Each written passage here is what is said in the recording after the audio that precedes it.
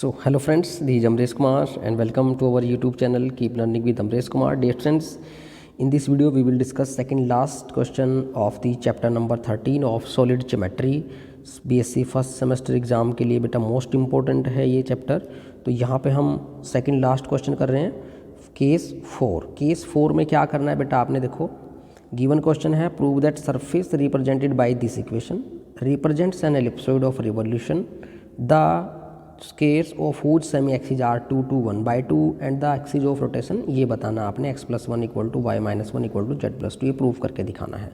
तो सबसे पहले आपने जो भी गिवन क्वेश्चन है वो हमें नहीं पता कौन से टाइप का है, तो आपने सबसे पहले तो उसको किसी भी टाइप का हो बाद में ही पता लगता है, पहले उसको standard general equation of second degree के साथ कंपेयर करना है। तो यहाँ पे अगर आप इस क्वेश्चन को इस इक्वेशन को डायरेक्ट कंपेयर करते हो, देखो जनरल इक्वेशन लिखता हूँ मैं, क्या होती है बेटा ax² plus by² plus cz² plus 2fyz plus 2gzx plus 2hxy plus 2ux plus 2vy plus 2wz plus d = 0। ठीक है बेटा, इसके साथ कंपेयर करेंगे इस वाली इक्वेशन को, इक्वेशन नंबर 1 है ये।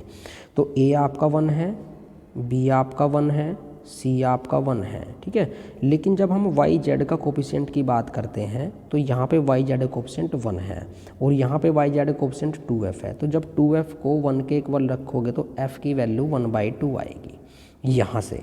तो अगर g ऐसे ही h ऐसे ही आप u और v और w ये सभी आपके जो कोफिशिएंट है अगर बात करें वो रेसिप्रोकल आ रहे हैं। ठीक है, मतलब कि रैशनल नंबर आ रहे हैं। तो रैशनल नंबर जब हम लिखते हैं तो हमारे पास क्या होगा बेटा, देखो प्रॉब्लम क्या आती है यहाँ पे। वैसे तो आप एज इट इज़ भी कर सकते हैं इस क्वेश्चन को कि यही वाले कोफिशिएंट मान लो f 1/2 g 1/2 h 1/2, ऐसे ही u आपका आ रहा है यहाँ पे 3/2 और v आ रहा है आपका यहाँ पे 1/2। ठीक है बेटा, और w आ रहा है यहाँ पे आपका 2 और d आ रहा है आपका यहाँ पे 4। इनके साथ भी आप क्वेश्चन को कर सकते हैं, लेकिन जब हमारी कैलकुलेशन आती है तो वहाँ पे f g h u v w की हमें नीड पड़ती है बार बार। तो हम अपने क्वेश्चन को थोड़ा इजी करने के लिए क्या करते हैं, जो हमारे पास ये कोफिशिएंट है ना f g h, इनको हम ये करें कि अगर मैं इनको रेसिप्रोकल ना करूं, इनको मैं सिंपल कोई नंबर ले लूं 1 2 इस तरीके से, तो मेरा क्वेश्चन थोड़ा कैलकुलेशन ईजी हो जाती है। तो इसके लिए मैं क्या करता हूं, आप ऐसे कर सकते हैं बेटा, जो भी क्वेश्चन दिया हुआ है ना आपको उसको आप ना 2 से मल्टीप्लाई कर लो। ठीक है, अगर इक्वेशन 1 जो है उसको मैं 2 से मल्टीप्लाई करूं तो मेरे पास एक नई इक्वेशन बन जाएगी जो ये लिखी हुई है, देखो f = दिस।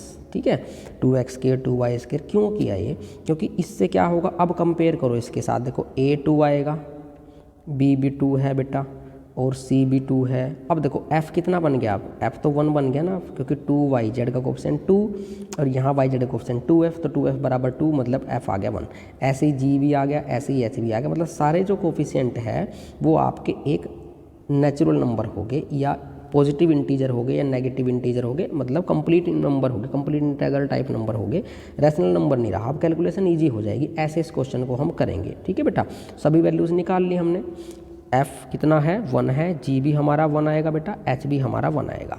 अगर u की बात करें इस इक्वेशन में, ठीक है बेटा, u हमारा 3 आ जाएगा। ठीक है, v हमारा कितना आएगा बेटा, v हमारा 1 आ जाएगा और w हमारा 4 आ जाएगा और d हमारा 8 आ जाएगा इस इक्वेशन के अकॉर्डिंग। ठीक है बेटा, 2 से मल्टीप्लाई कर दी। अब देखो सारे कोफिशिएंट आपके प्योर नंबर है, रैशनल नहीं है कोई भी। तो ऐसे हम इस क्वेश्चन को कर सकते, पहले की तरह भी कर सकते थे, कोई प्रॉब्लम नहीं है, कैसे भी इसको आप कर सकते हैं। उसके बाद नेक्स्ट स्टेप क्या रहता है, डिस्क्रिमिनेंट क्यूबिक इक्वेशन बनाते हैं। क्या फॉर्मूला होता है बेटा, a - lambda, b - lambda, c - lambda, f g this is h and this is also h। इसको 0 के इक्वल रखते हैं। a b c सब हैं हमारे पास, यहाँ पे रखोगे आप तो आपके पास क्या आ जाएंगी बेटा, लैम्बडा में क्यूबिक इक्वेशन आ जाएगी। तो लैम्बडा में वैल्यू क्यूबिक करने के बाद आपके पास इक्वेशन आएगी λ³ - 6 λ² + 9 λ - 4 = 0, जब आप वैल्यू रख दोगे। सोल्व करके देखना यही आई। कोई डाउट है तो कमेंट कर सकते हैं बेटा। तो लैम्बडा की रूट निकाल लोगे तो बाय इंस्पेक्शन निकाल सकते हैं, कैसे भी आप रूट निकाल लें। इसके रूट निकालना बहुत ईजी है बेटा। कोई डाउट हो मुझे कमेंट करके बताएं, रूट निकालना सिखा दूंगा मैं आपको। तो यहाँ से जो रूट आएंगे ना बेटा वो आएंगे 1, 1 और 4। तो आप यहाँ पे चेक करो, हमने पहले केस में क्या किया था, जब सारे रूट नॉन जीरो थे। सेकंड केस में किया था जब रूट हमारे पास एक रूट जीरो होता था और के की वैल्यू नॉन जीरो थी। थर्ड केस में किया था जब एक रूट जीरो ही था और के की वैल्यू आपकी जीरो आ जाती थी। यहाँ पे आपका कोई दो रूट सेम होंगे हमेशा इस टाइप में, ये केस 4 बन जाता है। इसीलिए कौन सा, केस 4। ठीक है बेटा। अब ध्यान रखना आपने, केस 4 को जो सोल्व करेंगे आगे जो प्रोसीजर होगा वो एज इट इज़ केस 1 की तरह होगा। अगर कोई दो रूट सेम है तो ये केस 1 ही बन जाता है। जैसे केस 1 में क्वेश्चन वो करते थे, सिमिलर करना, जहाँ चेंज आएगा बताऊँगा मैं। तो क्या करेंगे देखो, इसके बाद नेक्स्ट स्टेप क्या होगा।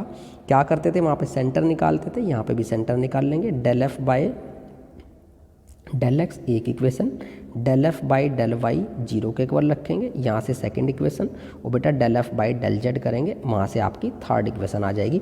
इन तीनों इक्वेशन को सोल्व करके आप क्या करोगे बेटा, इक्वेशन के रूट सेंटर फाइंड करोगे। तो जो हमारे पास इक्वेशन आएंगी सोल्व करने के बाद, डेरिवेटिव मतलब कि यहाँ पे del f by del x किया, ये करो ये करो ये करो, 3 इक्वेशन बनेगी। मैं डायरेक्ट लिखता हूँ, del f by del x करने के बाद बनेगी 2x plus y plus z plus 3 equal to 0। Second equation बनेगी बेटा x plus 2y plus z plus 1 equal to 0। Third equation बनेगी x plus y plus 2z plus 4 equal to 0। ठीक है बेटा।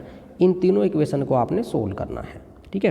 तीनों इक्वेशन को जब सोल्व करोगे, क्रैमर रूल से सोल्व करने ना, ये जो क्वेश्चन 1 है केस फर्स्ट है, प्रीवियस वीडियो जो मैंने सिखाया हुआ है कैसे सोल्व करते हैं, तो उस वीडियो से आप देख सकते हैं। अगर आपको नहीं आता है सोल्व करना तो यहाँ से जो वैल्यू आएंगी बेटा, x की वैल्यू -1 आएगी, y की वैल्यू 1 आएगी, z की वैल्यू -2 आएगी। जब आप सोल्व कर लोगे तो ये हमारा सेंटर आ गया, जैसे केस फर्स्ट में आता था। सेंटर को नाम क्या देते थे, अल्फ़ा बीटा गामा। क्या आया है वो, -1, 1 और -2। ठीक है बेटा। फिर डी डैश का फॉर्मूला होता था क्या, u alpha plus v beta plus w gamma plus d। सभी वैल्यू हैं हमारे पास, u v w की भी, अल्फ़ा बीटा गामा की भी, d की भी। यहाँ पे रखोगे तो d डैश बेटा -2 आ जाएगा जब सोल्व करोगे आप। ठीक है। उसके बाद हमारे पास इक्वेशन क्या होती थी, हेंस द फॉर्मूला क्या होता था, रिड्यूस्ड इक्वेशन इज, क्या होती थी बेटा फॉर्मूला, कि λ1 X square plus λ2 Y square plus λ3 Z square plus D dash equal to 0। ठीक है बेटा। यहाँ पे वैल्यू रखोगे, λ1 λ2 भी है हमारे पास, तो λ1 भी 1 था, λ2 भी 1 था, तो X square plus Y square, λ3 कितना था 4, जेड स्क्वायर, और डी डैश आया था -2, तो -2 इक्वल टू 0। यहाँ से आपने जो कांस्टेंट टर्म है उसको राइट साइड ले जाना है। इस स्टेप को कर भी सकते हैं आप, नहीं भी कर सकते, वो आपकी मर्जी है बेटा। ठीक है। उसके बाद कर दें तो ज़्यादा बेटर है। कोफिशिएंट जो कांस्टेंट टर्म है उसको 1 बना ले, तो ये आ जाएगा x square by 2 plus Y square by 2 and plus z square by 1/2 equal to 1। तो जो ये इक्वेशन है बेटा, यहाँ पे आप चेक करो, यहाँ पे क्या है कि एक्स स्क्वायर कोफिशिएंट भी सेम है और वाई स्क्वायर कोफिशिएंट भी सेम है। तो ऐसे केस में तीनों में प्लस है। अगर यहाँ पे ये होता, देखो x square by a plus Y square by b equal to, इसको क्या कहते हैं हम सबको पता है, याद रखने का तरीका बता रहा हूँ, एलिप्स होता है ये। यहाँ पे 3 डायमेंशन में है, एलिप्स टाइप ही है, तो इसको 3 डायमेंशन में नाम बोल देते हैं एलिप्सॉइड। एलिप्सॉइड तो ठीक है, लेकिन यहाँ चेक करो, एक्स स्क्वायर कोफिशिएंट सेम है, वाई स्क्वायर, जब कोई भी 2 कोफिशिएंट सेम हो तो उसको हम बोल देते हैं ellipsoid of revolution, ellipsoid of revolution. ठीक है बेटा। जब कोई भी 2 कोफिशिएंट सेम हो ऐसे केस में, ठीक है, तीनों प्लस हो तो एलिप्स, तो ये एलिप्सॉइड ऑफ रिवॉल्यूशन रिप्रेजेंट करेगा। अब नेक्स्ट हमें फाइंड करनी होती है बेटा इक्वेशन ऑफ एक्सिस। ठीक है। इक्वेशन ऑफ एक्सिस फाइंड करनी है आपको। इक्वेशन ऑफ एक्सिस के लिए क्या करना है, देखो आपको जो डिस्क्रिमिनेंट क्यूबिक था, अब जो रूट आए हैं ना, देखो λ1, 1 और 4 आए हैं। अब केस फर्स्ट में तो क्या था, हम 3 इक्वेशन ऑफ एक्सिस निकालते थे। पहले लैम्बडा को पहले वाली वैल्यू लो, फिर सेकंड वैल्यू लो, फिर थर्ड वैल्यू लो। यहाँ पे जो सेम है उनको तो छोड़ देना आपने, इनका तो केस ख़त्म हो गया। जो डिफरेंट है उसके कोरस्पोंडिंग इक्वेशन ऑफ एक्सिस निकालनी है बस। वो निकलेगी कैसे, इसके लिए ध्यान देना आपने। देखो इक्वेशन ऑफ एक्सिस निकालने के लिए हमें सबसे पहले पता है कि हमें डायरेक्शन कोसाइन की नीड पड़ती है। यहाँ पे डायरेक्शन कोसाइन मैं क्या लिखता हूँ, डायरेक्शन कोसाइन, ठीक है, कोरस्पोंडिंग टू, ठीक है बेटा, direction cosine corresponding to lambda equal to जो भी डिफरेंट रूट होगा वो लेना है, different corresponding to lambda equal to 4। कैसे होगा, देखो कैसे निकलेंगे वो। यहाँ से 3 इक्वेशन बनाएंगे हम। कैसे बनाएंगे, जैसे हमारे पास ये जो डिस्क्रिमिनेंट था ना बेटा, ये वाला डिस्क्रिमिनेंट है, देखो ये वाला यहाँ पे, ठीक है बेटा, इस डिस्क्रिमिनेंट से निकाल लेंगे। इस डिस्क्रिमिनेंट पहले तो एक काम करना आप, यहाँ से एल लैम्बडा को हटा दो, यहाँ से भी लैम्बडा को हटा दो, यहाँ से भी इसको मैं इरेज करता हूँ, फिर बताता हूँ आपको कैसे हम डायरेक्शन कोसाइन निकालते हैं इस केस में। तो ये हमारे पास वही है सेम जो हमारे पास क्या था बेटा, डिस्क्रिमिनेंट था। लैम्बडा को हटा दिया, यहाँ पे एल लिख लेना, यहाँ पे एम लिख लो, यहाँ पे एन लिख लो। इक्वेशन बनाओ 3, देखो क्या बनेगी, A L plus H M plus G N, ये बन गई। फिर यहाँ लिख लेना H L plus B M plus F N, ठीक है बेटा। तीसरी ओर लिख लेना G L plus F M plus सी एन। कहाँ से बनाई मैं बता देता हूँ, A L H M G N, फिर H L plus B M plus F N, ये बन गई। फिर G L plus F M plus सी एन, ये बन गई। अब आप एक काम और करना, इसके अपोन में एल लिख देना, इसके भी अपोन में एम लिख देना, इसके अपोन में एन लिख देना, तीनों को इक्वल रख देना, रख दी। और इक्वल किसके रखना है, जो रूट हमारा डिफरेंट है। डिफरेंट 3 रूट थे, 1 1 4, 2 का तो केस ख़त्म ही करना है, सिर्फ जो डिफरेंट है उसको इक्वल रख देना है, ठीक है बेटा। तो एक बार तो क्या करना है, इसको और 4 को इक्वल रखना है, एक इक्वेशन आ गई। फिर इसको और इसको इक्वल रखना है, 2 इक्वेशन आ गई। इसको और इसको फिर से इक्वल रखना है, 3 इक्वेशन आ गई। उन तीनों में से कोई 2 को लेके सोल्व कर देना है, ठीक है बेटा। कैसे मैं बता देता हूँ, देखो पहली इक्वेशन तो बनेगी आपकी -12 प्लस m प्लस n बराबर 0। सेकेंड इक्वेशन बनेगी L -2m plus n equal to 0। कोई 2 इक्वेशन बना लेना, इनको लेके सोल्व कर देना। इसको और 4 को मैंने इक्वल रखा, भाई ए बी सी की वैल्यू रखी दोगे आप यहाँ पे, और ऐसे ही इसको और इसको रखा, तो ये 2 इक्वेशन बन गई बेटा। इन दोनों इक्वेशन को लेके आपने एल की वैल्यू निकालनी है। तो कैसे निकालते हैं, बिल्कुल सिंपल में बताया हुआ मैंने आपको। ऐसे लिखेंगे L by M by N by, ठीक है बेटा। L के लिए L वाला जो रो होगा उसको हटाएंगे, M N 1 × 1 1 1 माइनस माइनस 2, तो माइनस प्लस 2 तो 3 आ जाएगा, ठीक है बेटा। L by 1 minus minus plus 1 plus 2 3 बन गया। M के लिए M वाला रो कॉलम हटाएंगे और ये क्या हो जाएगा, 1 × 1 1, तो यहाँ पे लिखता हूँ मैं 1, तो 1 माइनस माइनस माइनस प्लस, तो ये भी 2 3 हो जाएगा।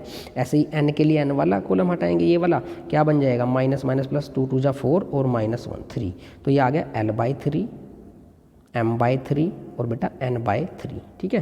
3 से 3 आपका 3 पे कैंसिल हो रहा है ओवरऑल, तो क्या आ गया हमारे पास इक्वेशन, ये आ गई L by 1 M by 1 N by 1, ठीक है बेटा।